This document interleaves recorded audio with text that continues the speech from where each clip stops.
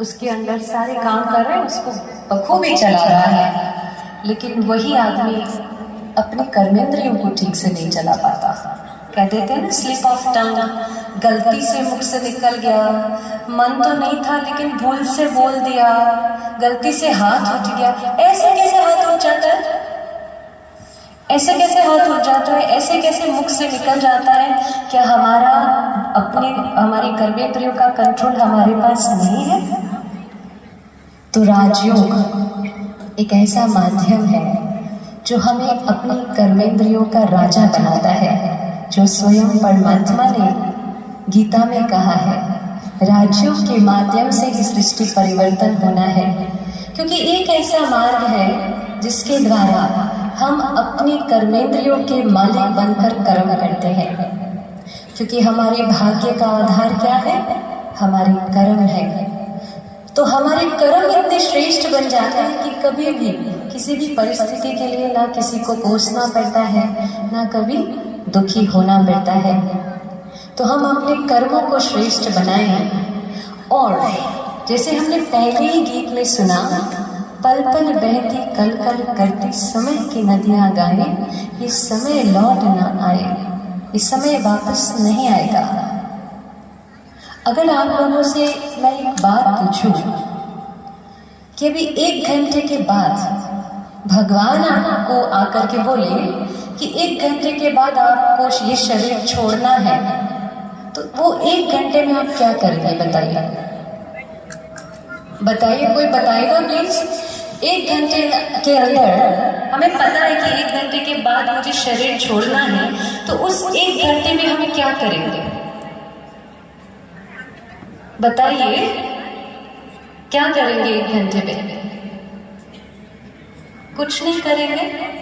हाँ जी, भगवान को याद करेंगे। आएगा वो याद? शिव बाबा को वो याद आएगा? आपको क्या लगता है आएगा?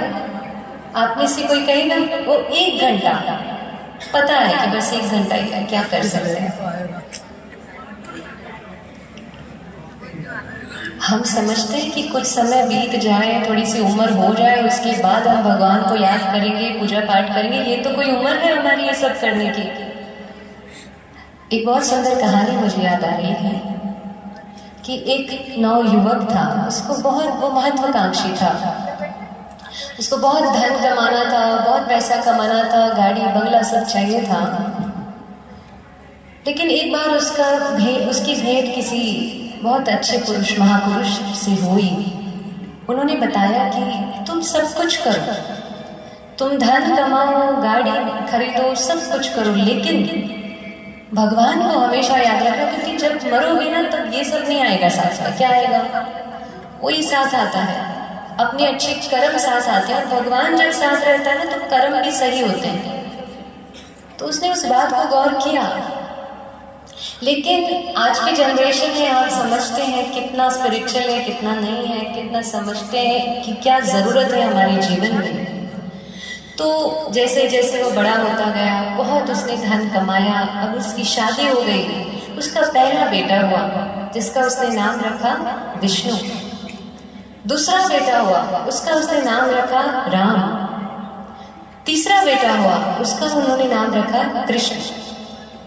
ऐसे करते करते उन्होंने बिजनेस बहुत बड़े लेवल पे ले गए,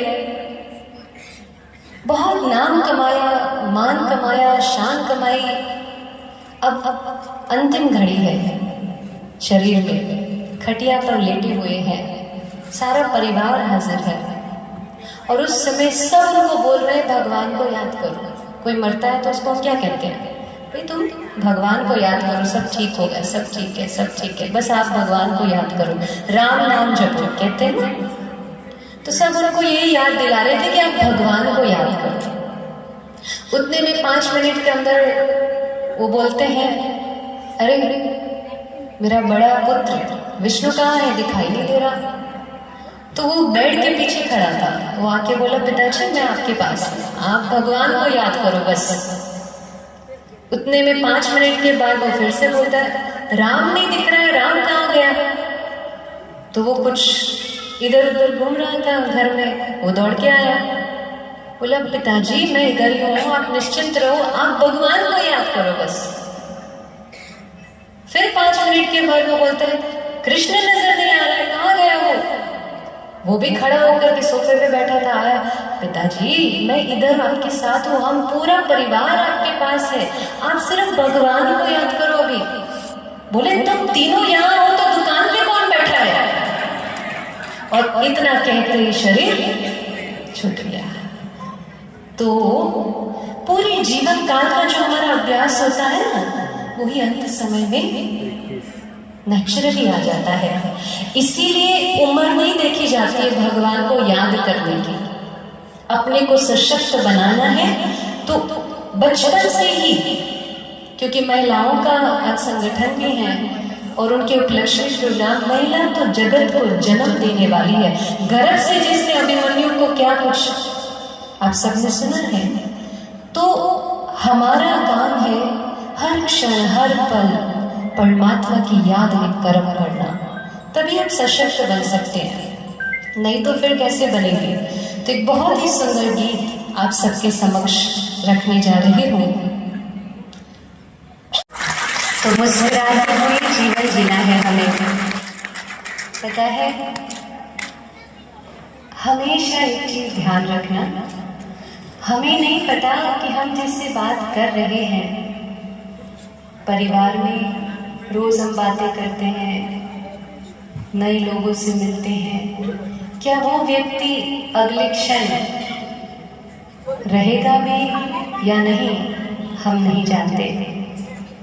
और हमेशा किसी से भी मिलो तो हमेशा ये सोचकर मिलना कि हमारी शायद अंतिम मुलाकात भी हो सकती है। अगर ये सोचकर मिलेंगे ना तो कभी भी वो मुलाकात गड़बड़ वाली नहीं होगी, बहुत अच्छी होगी, बहुत अच्छी होगी। एक एक्सपीरियंस सुनाना चाहूँगी।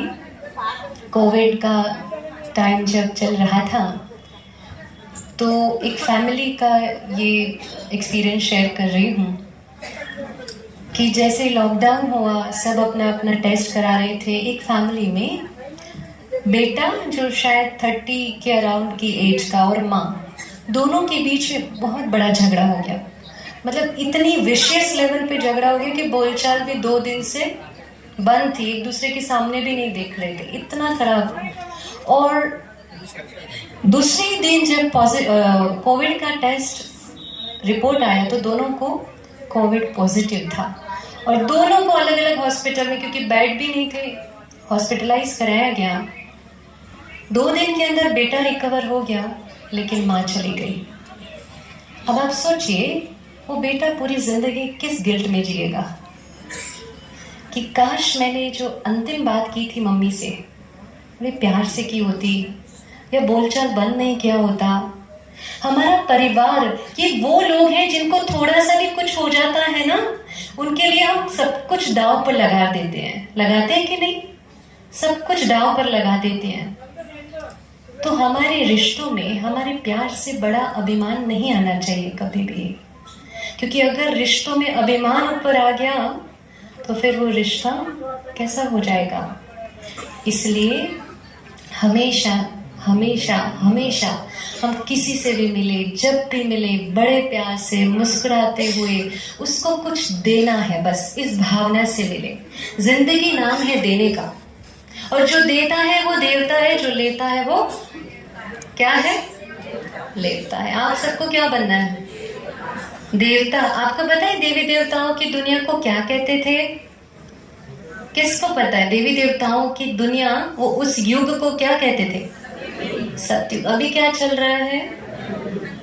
कलयुग चल रहा है। कलयुग का भी अंतिम समय कहेंगे, क्योंकि चारों ओर पापाचार, भ्रष्टाचार, अत्याचार, दुराचार, अनाचार की अति है ना। जैसे वर्णन है, वो एक बहुत सुंदर लाइन है, रामचंद्र कह गए सिया से, ऐसा कलयुग आएगा, हंस चुगेगा दाना तिनका, कौवा मोती खाएगा। तो वो समय चल रहा है ना।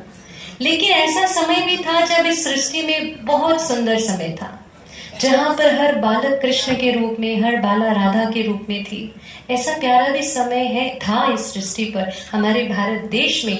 इसलिए तो हम बहुत प्यारा सा गीत गाते हैं, जहाँ डाल डाल पर सोने की चिड़िया करती थी बसेरा, वो भारत देश था मेरा। आप सोच रहे मैं था क्यों बोल रहे हैं, क्योंकि अभी हम क्या गाते हैं, अरे देख तेरे संसार की हालत क्या हो गई भगवान, कितना बदल गया इंसान। लेकिन हमें संसार को बदलना है ना, तो उस बदलाव के लिए ही आज का ये कार्यक्रम रखा गया है। परिवार को सशक्त बनाने के लिए, स्वयं को सशक्त बनाने के लिए आप सभी का बहुत बहुत शुक्रिया। ओम शांति।